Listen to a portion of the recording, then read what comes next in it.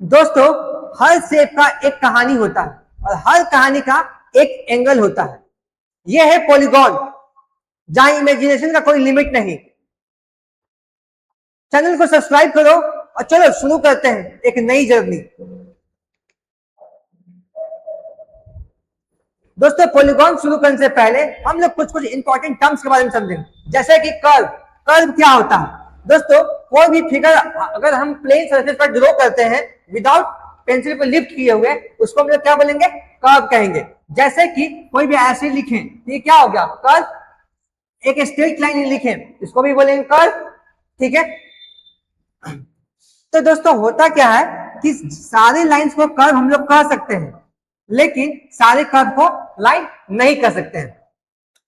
दूसरा पॉइंट समझेंगे, open curve किसे कहते हैं? A curve that does not end at the starting point is called open curve. इसका मतलब क्या हो गया? एक कर्व जिस पॉइंट से हमने शुरू किए हैं उस पॉइंट तक एंड ना करना।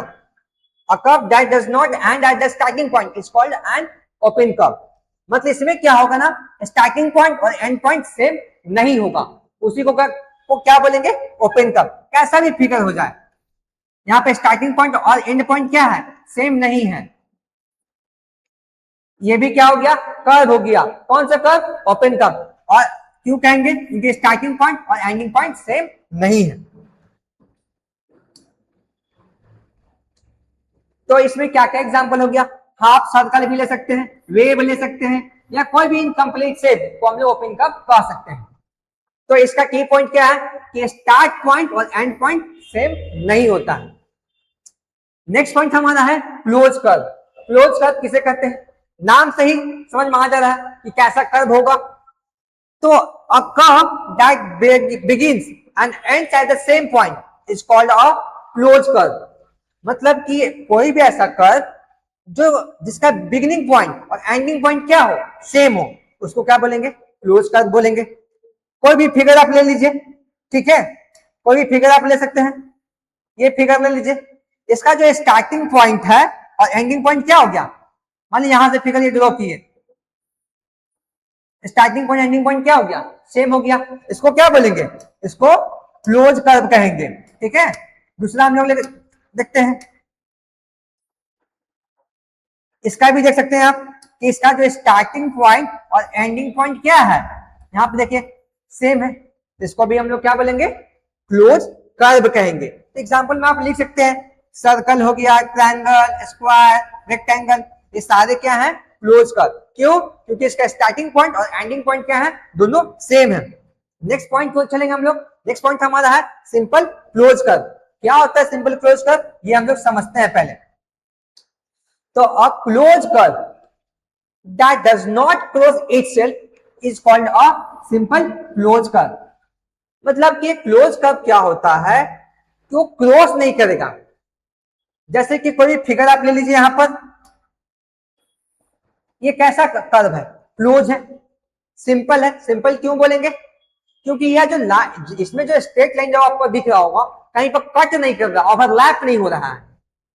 लेकिन आप ऐसा देख लीजिए, कोई फिगर बनाते हैं ऐसा वाला, तो इसमें आपको दिखेगा क्या कि ये जो एक जो है ना, एक दूसरे पर ओवरलैप कर जा रहा है। इसको हम लोग सिंपल क्लोज कर्व नहीं बोलेंगे। ठीक है।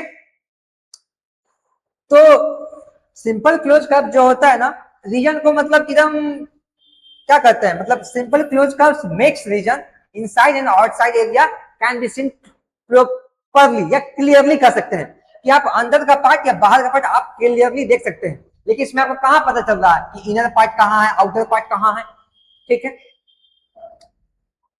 तो अब हम चलेंगे, समझेंगे पॉलीगॉन क्या होता है। ठीक है।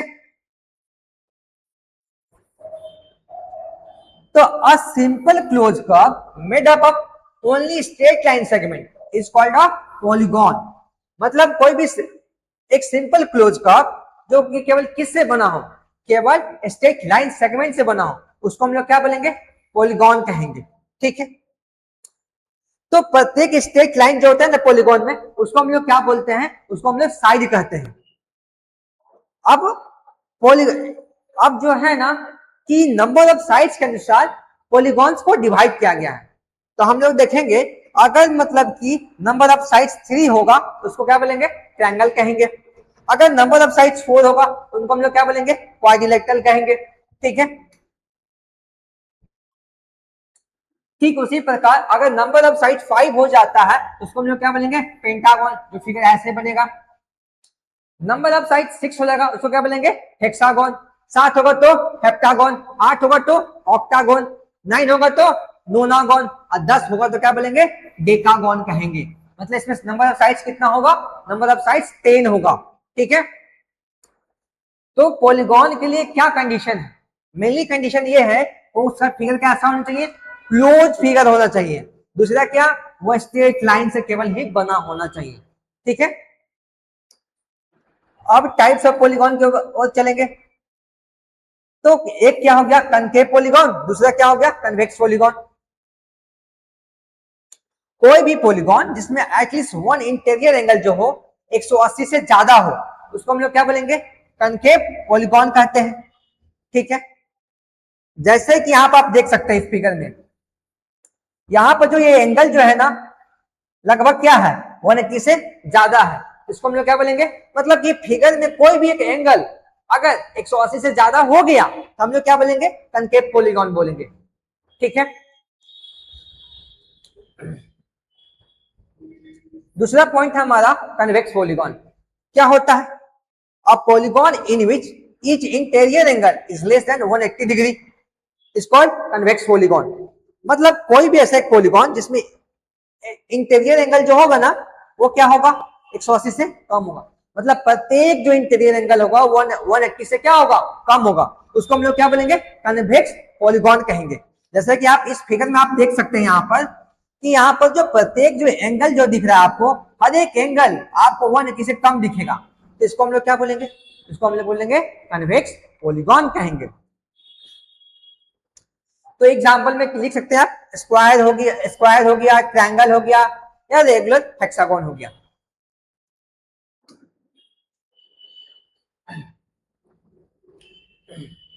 तो इसका जो मतलब कन्वेक्स पॉलीगॉन होता है उसमें सारा जो डायगोनल जो होता है ना, सारा मतलब कि उस पॉलीगॉन के अंदर ही होगा। ठीक है, नेक्स्ट पॉइंट की ओर चलेंगे हम लोग, रेगुलर और इरेगुलर पॉलीगॉन क्या होता है ये समझेंगे हम लोग। तो कोई भी पॉलीगॉन जिसका सारा साइड क्या हो, इक्वल हो, और सारे एंगल क्या हो, इक्वल हो, उनको हम लोग क्या बोलेंगे, रेगुलर पॉलीगॉन कहेंगे।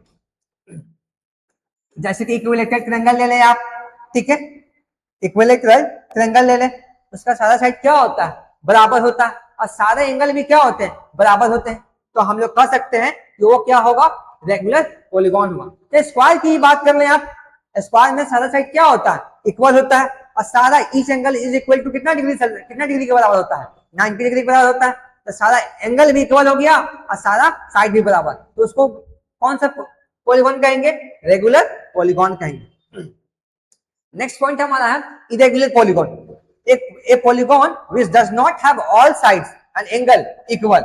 मतलब एक पॉलीगॉन जिसका सारा साइड बराबर ना हो, ना सारा साइड ना सारा एंगल बराबर हो, उसको क्या बोलेंगे, इरेगुलर पॉलीगॉन कहेंगे।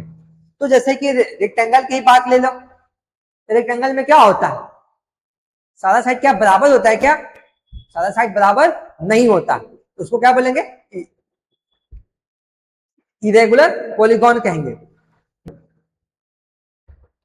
कुछ इंपॉर्टेंट फार्मूला का हम लोग डिस्कस करेंगे। ठीक है, जैसे कि इस एक्सटीरियर एंगल, अगर पॉलीगॉन में अगर प्रत्येक एक्सटीरियर एंगल निकालना हो तो फार्मूला क्या होगा, तो 360 डिग्री, 360 से हम लोग क्या करेंगे, एन से डिवाइड करेंगे। मान ली ट्रायंगल ही है, एन का वैल्यू 3 है, तो क्या होगा एक्सटीरियर एंगल, तो हम लोग क्या करेंगे, 360 को हम लोग नंबर ऑफ साइड से डिवाइड कर देंगे 3 से, तो कितना आ जाएगा, 120 डिग्री। तो ये क्या हो गया, या उसका एक्सटीरियर एंगल हो गया। नेक्स्ट पॉइंट को चलेंगे, इंटीरियर एंगल की बात करेंगे। इंटीरियर एंगल निकालने के लिए जब नॉर्मल फार्मूला है, जैसे कि आप क्या कीजिए, आपको अगर एक्सटीरियर एंगल पता है तो 180 से उसके एक्सटीरियर एंगल को घटा दीजिए, ऐसे भी निकाल सकते हैं, या डायरेक्ट फार्मूला लिख दीजिए एक्सटीरियर एंगल के यहाँ पर, वैसे भी निकल जाएगा। सम ऑफ एक्सटीरियर एंगल कितने के बराबर होता है, वो 360 डिग्री, ये हमेशा कांस्टेंट ही रहता है। नेक्स्ट पॉइंट की ओर चलेंगे हम लोग कि कोई भी पॉलीगॉन हो उसका सारा इंटीरियर एंगल का सम निकालना होता है। कैसे निकालेंगे? वो किस पर डिपेंड करेगा? उसके साइड पर डिपेंड करेगा। ठीक है, तो फॉर्मूला क्या होता है? n-2 इंटू 180 होता है। मान लीजिए पेंटागन है, ठीक है, उसके एंगल निकालना है, इंटीरियर एंगल का सम कितना होगा? पेंटागन में कितना साइड? 5 हो गया। हमको क्या निकालना है? सम ऑफ इंटीरियर एंगल। फॉर्मूला क्या होता है? n-2 इंटू 1/80, 180 डिग्री मतलब नंबर ऑफ साइड कितने हैं? 5 हो गया। 5 - 2 इंटू 180 कर देंगे। 5 में से 2 जाए कितना बचेगा?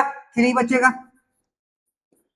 इंटू 180 डिग्री कर दीजिए मल्टीप्लाई, कितना हो जाएगा? 540 हो जाएगा। तो ऐसे आप निकाल सकते हैं। यहां पर एक और फॉर्मूला दिया गया है, जैसे कि आपको अगर आपको नंबर ऑफ डायगोनल्स निकालना है तो कैसे निकालेंगे? उसके लिए क्या फॉर्मूला है? n into n minus 3 divide by 2 है।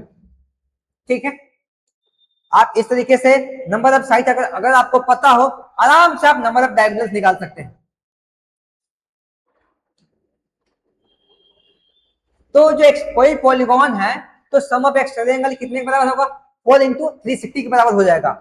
सॉरी 360 नहीं, 4 इंटू 90 के बराबर हो जाएगा।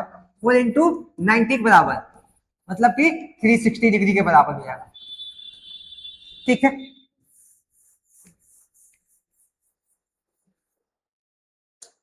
सम ऑफ इंटीरियर एंगल की बात करेंगे, क्या हो जाएगा?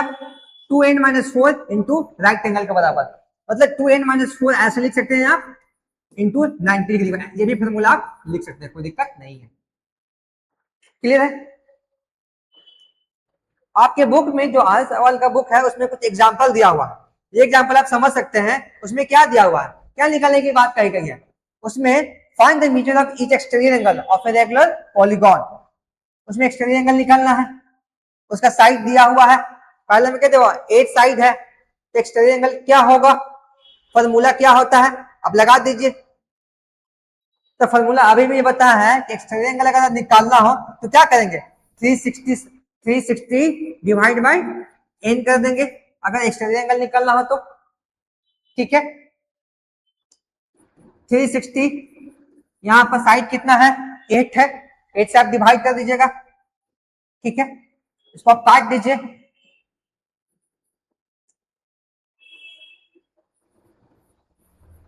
ऐसे आप इस तरीके से आप सॉल्व कर सकते हैं।